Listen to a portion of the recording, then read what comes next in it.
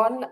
I hope that it's a nice day where you are. I'm in Dundee today. It's a beautiful day here, and we're hoping that this will be a successful event where we can share information with you that inspires you, that allows you to raise questions that we will answer for you. So thank you very much for joining us.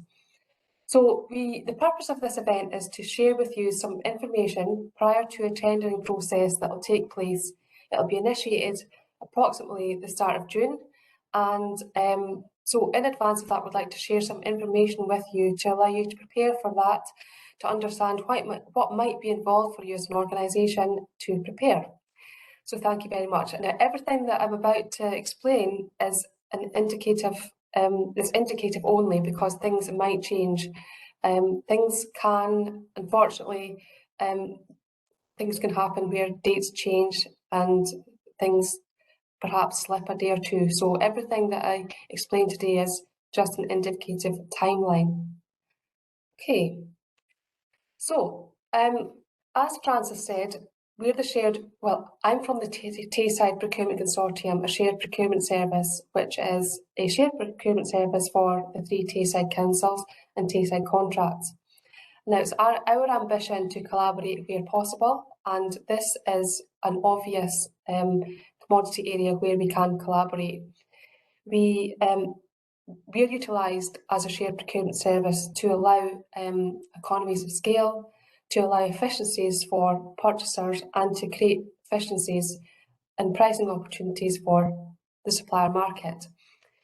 We have one of our main priorities is to facilitate socio-economic outcomes via community benefits and community wealth building, and that is something that we will incorporate into this tender exercise and ask bidders to respond to. Okay, so as I said, the purpose of today is to talk to you about the framework that we are going to tender for around the start of June. And it will be a framework that can be accessed by purchasers, namely Angus Council, Dundee City Council, Perth and Kinross Council and Tayside contracts. So what we'd like to cover today is to explain the current situation and the objectives, what we think that you might like to consider, to share with you the draft tender evaluation methodology, which we've already shared, but just to go over that with you again, to share with you the indicative timeline, and to give you some of the background to the strategic commissioning context for the Tayside partnerships, roads maintenance partnerships and Tayside contracts.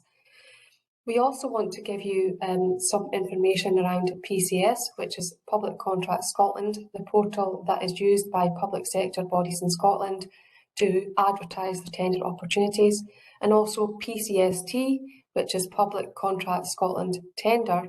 That's the portal that is used by public sector organisations to manage tender processes. We'd also like to use this as an opportunity for you to give us questions. If you have any questions at all, Francis explained how they can be put forward.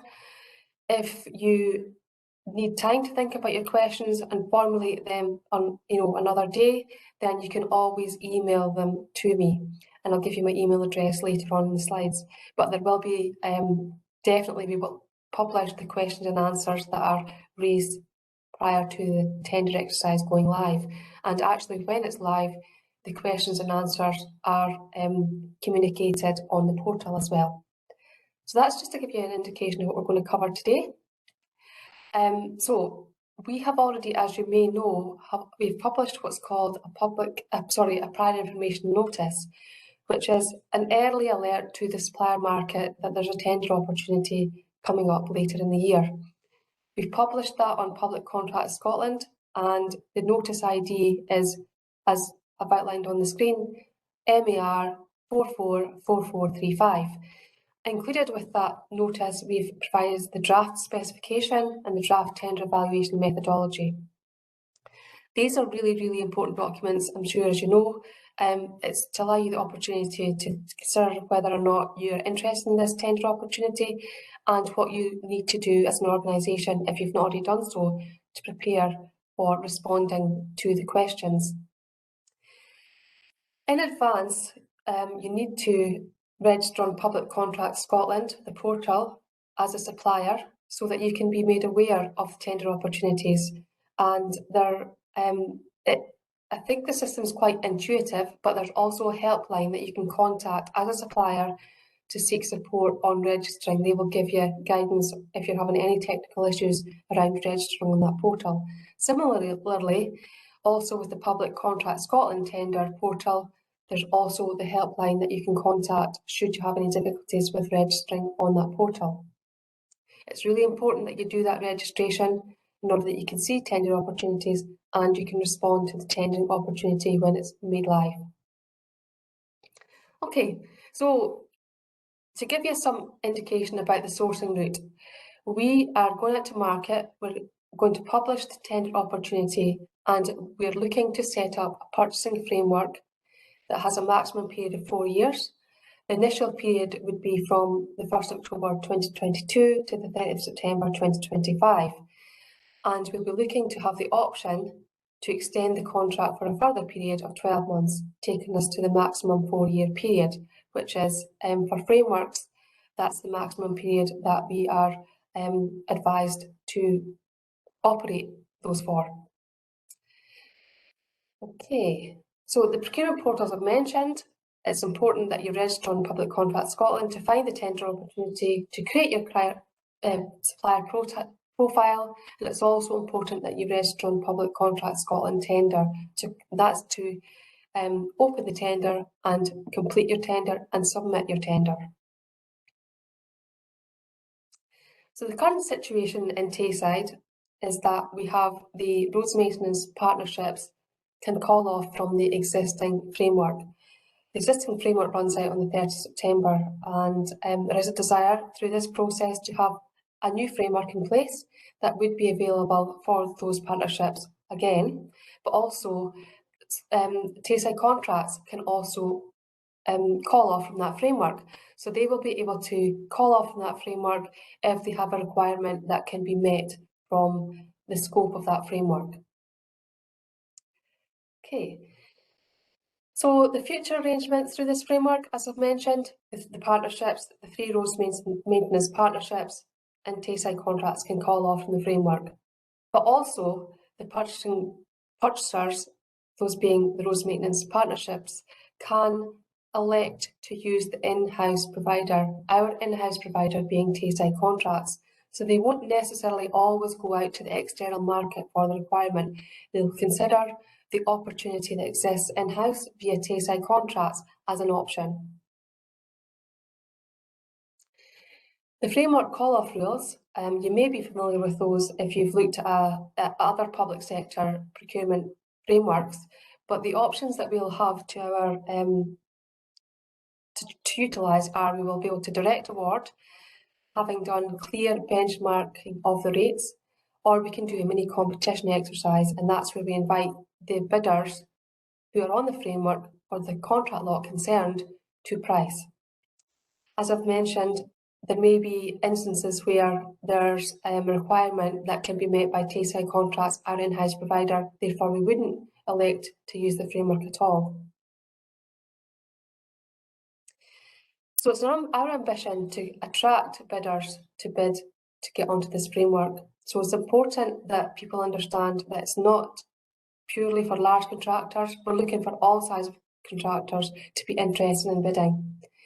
So we have 16 different contract lots with different aspects of roads maintenance in each.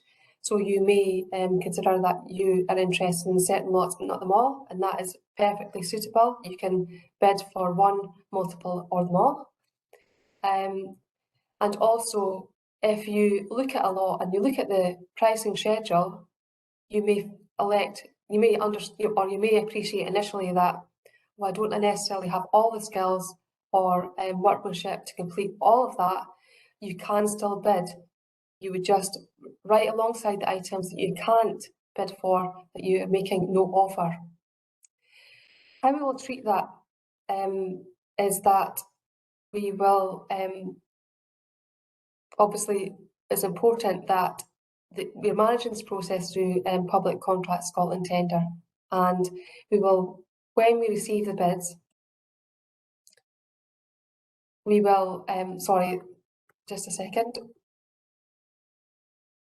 I'll explain in the next slide what we'll do if you indicate that you can make no offer, sorry. So what do you need to do in order to get a place on the framework? So there are certain things that all bidders have to do when they're electing to bid for public sector work. Scottish Government have handed down certain obligations, certain requirements of purchasing organisations such as Angus, Dundee and Perth that we must check out the business probity and whether or not there are any reasons for mandatory excluding organisations.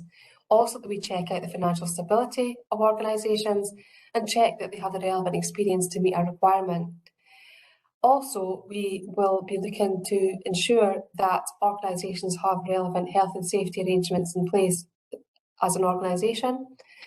Then we'll be looking to, if organisations meet those requirements, they will then go to a further stage of assessing quality to determine a scoring for each organisation, each bidder. So we'll ask a range of quality questions. We'll ask a question about community benefits. We'll ask a question about fair work first, and we'll ask a question about climate change. We'll also give you the opportunity to advise us which areas you're interested in bidding for, so that it's very clear to us when the arrangements are made for calling off in the framework, which aspects of work that you as a bidder would want to be considered for in the selection. We will also ask you in the tender submission to submit pricing, and it's pricing per contract lot. All of that is submitted, as I said earlier, through Public Contract Scotland tender, so it's important that you register on that portal.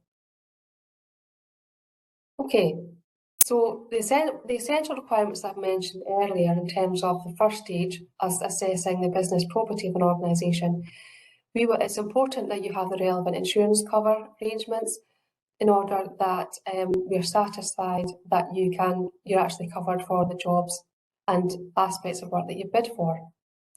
That will be set out in the tender evaluation methodology, and in fact I think we've already shared that. We're looking for employer's liability of 10 million, public sector liability of 5 million.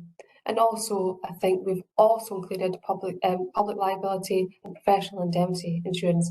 All of that information will be reiterated in the contract notice again for clarity, so that it's very clear to you the insurance requirements that you must have as a requirement. It will also be clear in terms of the information that we share up front, the financial information that we'll be seeking to assure us that the organisations are financially sound. We'll also make it clear in the information, the experience that we're looking for. So we're looking for experienced contractors who have got the relevant experience for the contract lots that they're bidding for.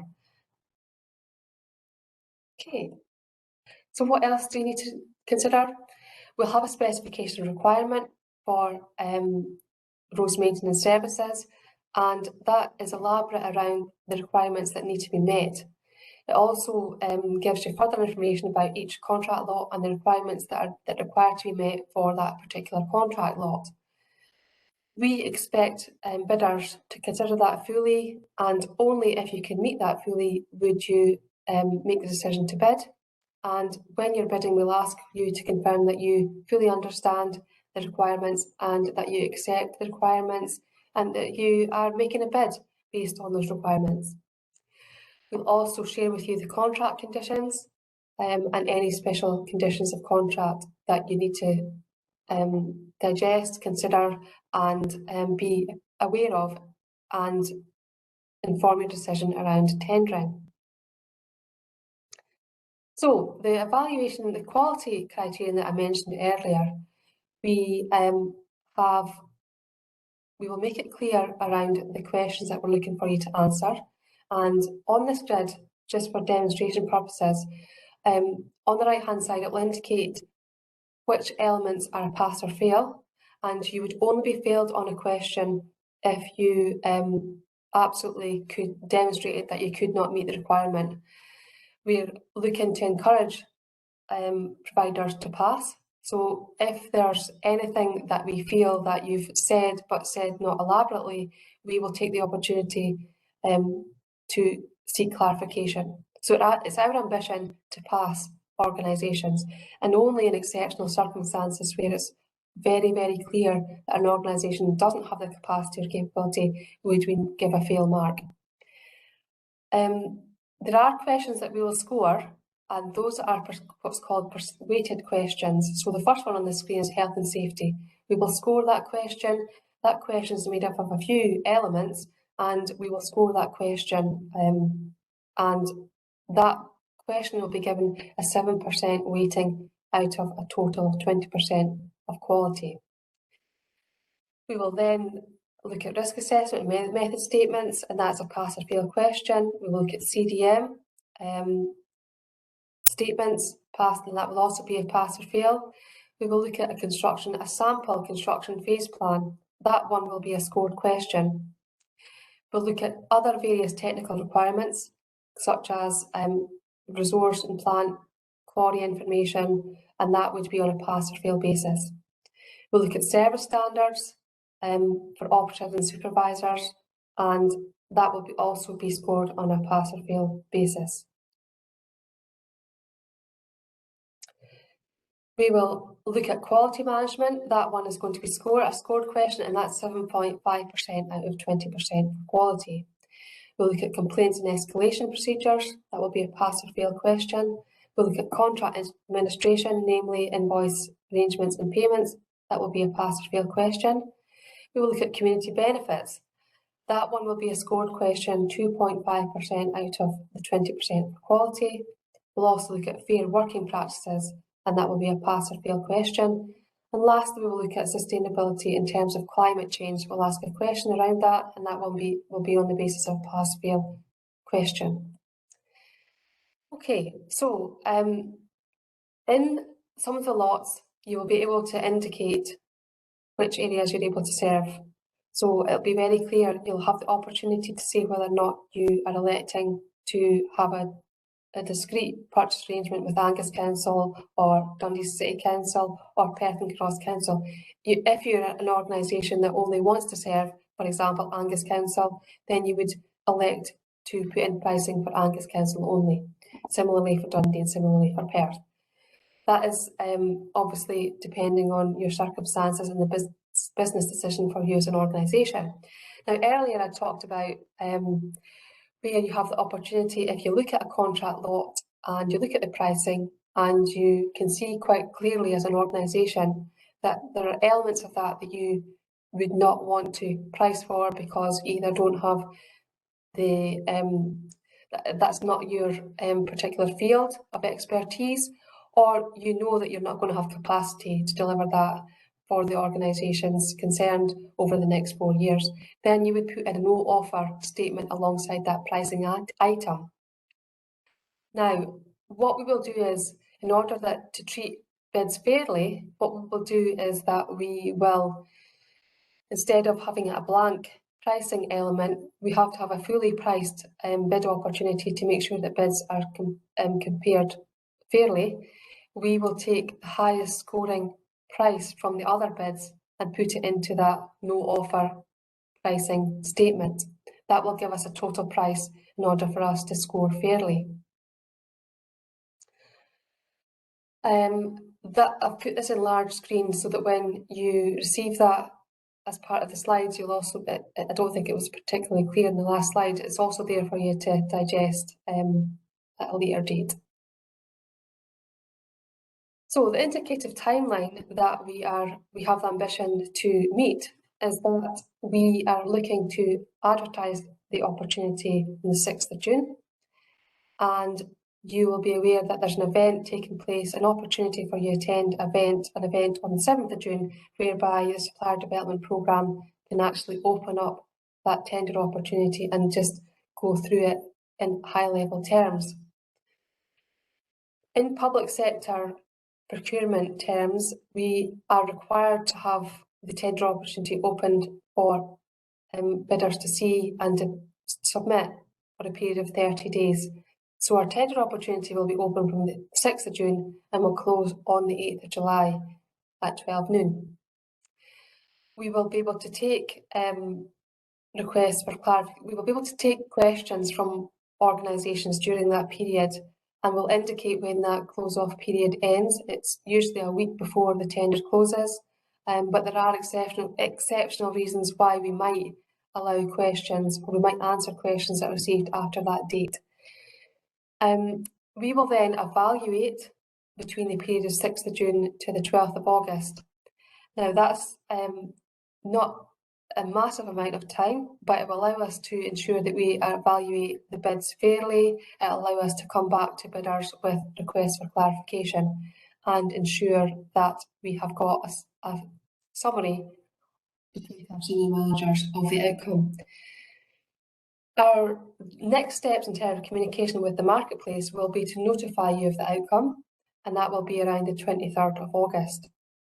We are required to operate what's called a mandatory standstill period before we can award any contracts, and that period will run from the 23rd of August 2022 until the 5th of September, and that is when we will notify of the award of contracts. So that's to give you a wee short summary of what it is that we are trying to achieve, why we want to communicate with you early on in the process so that you've got time to prepare. I'm now going to hand over to my colleague, Willie Mahoney. Alan is there as well, and will all be available for questions later. So I'm now going to hand over to Willie, who's going to elaborate on some of the practical application of some of the things that I've mentioned in my previous slides. So thank you.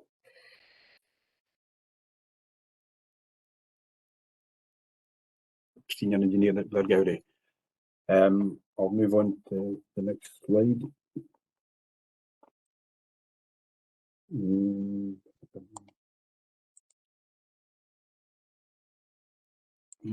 I've not got control over the mouse. It'll happen every second. It's just a wee bit of a delay, but you do have, I can see that you've got control, so just give it a wee second. Maybe you want to recap on some of the things that have been said. Yes. Or if you know what's coming up in your next slide, then you could just start talking until the slide starts to move. Right, the next slide is estimated spend across Tayside is around £4 million per year. Now this is to the external marketplace. The remainder of the budgets generally go to Tayside contracts. The £4 million roughly made up of £250,000 in situ recycling, about £1.5 million of surface dressing, almost £500,000 of road resurfacing, £150 of road marking works, £150 of jetting and CCTV works, patching and reinstatement works £500,000, and hot box patching around £700,000 a year, and spray injection patching about £300,000 a year. Now, several of these activities, Tayside contracts, do not carry out works in. So the entire budget goes to the marketplace for these activities. The conditions of contract that we're going to be applying to the tender is the ICC conditions of contract, term contract, August 2011 edition, and in the notes after the meeting we'll provide the ISBN number if anybody wants to purchase a copy of that or to look at it up. These conditions of contract are based on the former ICE conditions of contract, and ICC took these over when ICE stopped supporting these contracts and moved on to the NEC suite of contract documents. Next slide, I'm actually moving on to slide 24 now. Unfortunately, I've still not got control of the mouse. Okay, that's fine, Julie. Oh, there, it's happening now. Yes, it is. There you go. Right, but I should be able to move, yeah. Perfect, thank you. I've moved on too far. Just use your keyboard, then use your arrows or your mouse and just go back one.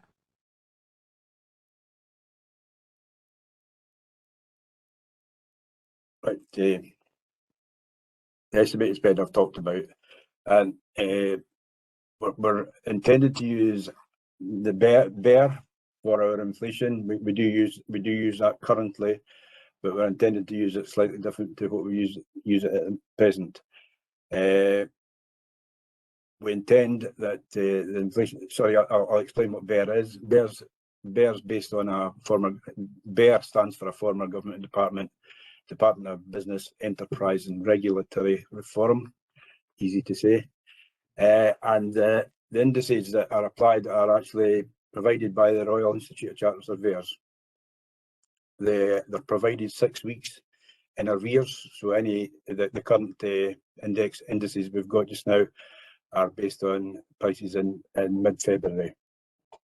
This is basically due to the number of commodities that are considered and analysed to produce individual indices. For this contract, we intend to use 85.1, which is Rhodes Coated Macadam Index, and 85.2, which is Rhodes Remainder.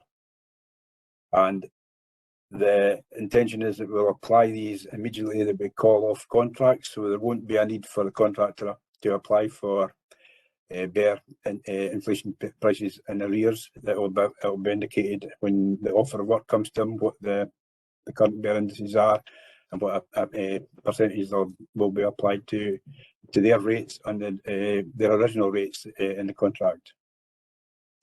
The base figure for the framework is published, will be the indices published in July 2022, sorry. And that's, as I said earlier, that will be based on the actual inflation figures based in mid-May. What we'll do to calculate how we'll calculate the index is based on the base rate divided by the current rate, and that will be the percentage that will be applied to each contract. These contracts will be offered to winning tenderers on a contract basis. So it's every time that we determine that we're going to pull off a contract from the framework, we will advise the winning contractor the offer of work and also the prices that would be intending to apply. And one thing that we've got to bear in mind is that the indices can rise and can fall. So it may be that the figures that are put in at the July July when the contracts when all the prices are in, that it could be that the prices that are actually applied next July could actually be lower, depending on what happens with the inflation through the intervening period.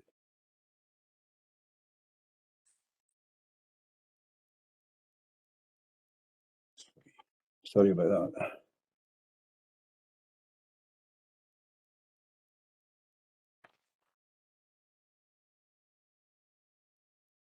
This is not working particularly well for me.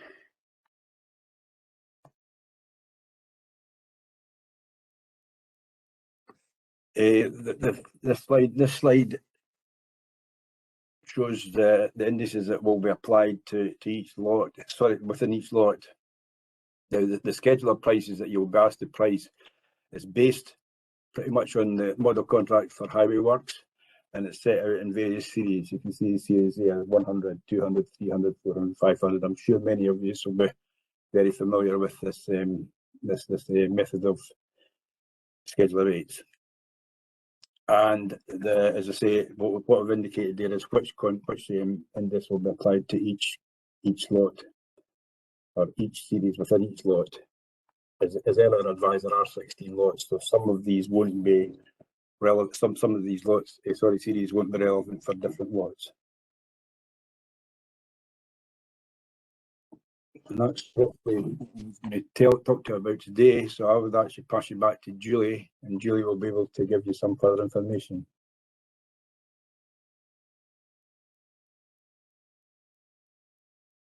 Hello, Julie. Are you able to take back your slides? Perfect. Thanks, Julie. I've just taken you off mute. So if you just control the mouse now, as soon as you click on something, you'll be able to get the control back. Okay, thank you. So thank you very much, Willie, for elaborating in that particular area. So thanks. Right, so as we mentioned earlier, I just want to reiterate some of the key things. It's really important that you register on Public Contracts Scotland, PCS, and there is a support helpline should you have any technical difficulties. They're very, very helpful and facilitative, so please do use them. Also for Public Contract Scotland tender, there's also a helpline for suppliers through phone. So it's important that you use that as well to get any help, because for some people it will be quite daunting. It's important that you don't feel that you can ask for technical advice via that portal.